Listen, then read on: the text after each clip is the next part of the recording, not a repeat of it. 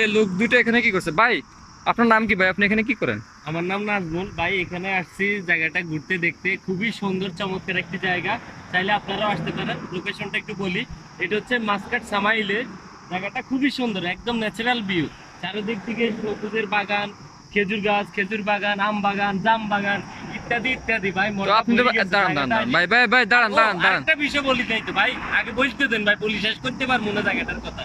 এখানে পাহাড় দেখতে পাচ্ছেন, কত সুন্দর পাহাড়। যারা পাহাড় ভালোবাসেন তারা এখানে চলে আসতে পারেন, পাহাড়ের ভিউ পাবেন। আরে ভাই দাঁড়ান মিয়া, কি আপনি এই যে রোডের উপরে যে এভাবে চিল্লাইতেছেন ভাই, এখন আপনারা পুলিশে ধরবো না? পুলিশ ধরবো না, কারণ এখানে তো আমি কারোর লগে মারামারি করিয়েন না, ফাড়াফাড়ি করিয়েন না।